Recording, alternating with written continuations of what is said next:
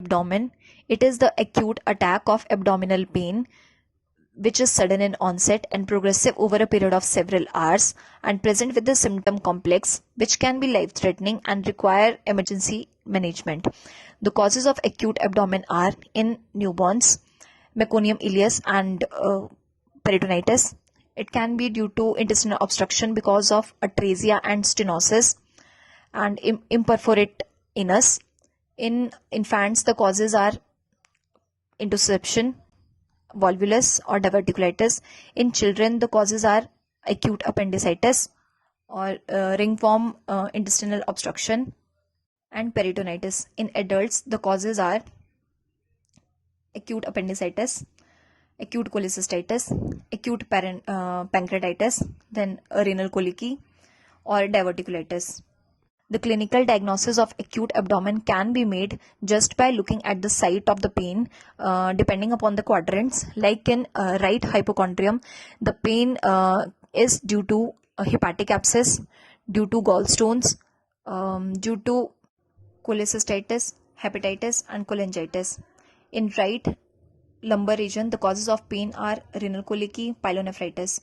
In right iliac fossa, the causes of pain are ovarian cyst, ectopic pregnancies, and pain of late appendicitis. Then in epigastrium, the causes of pain are esophagitis, perforation of gastric ulcer, and pancreatitis and gastric cancer.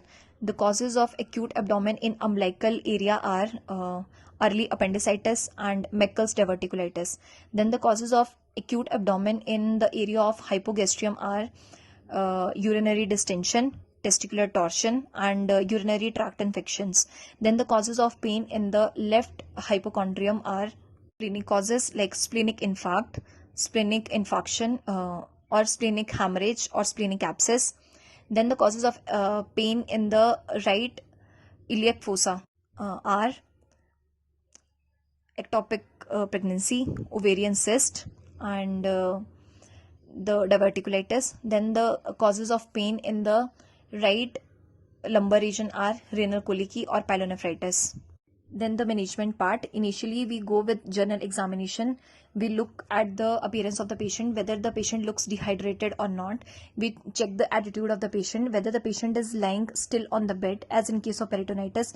We check respiratory rate. We check temperature of the patient. We check pulse of the patient. Then we look for anemia, cyanosis, and jaundice. Then we proceed to specific examination, where we check. Where we initially do inspection, and on inspection we look for abdominal distension, any flank discoloration, any pulsatile swelling, any peristaltic movement which is visualized. Then we go for palpation. On palpation we check any tenderness, rigidity, guarding, or lump.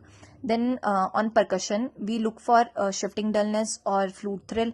Then in percussion we check whether the abdomen is noisy or silent, noisy in case of intestinal obstruction and silent in case of acute peritonitis.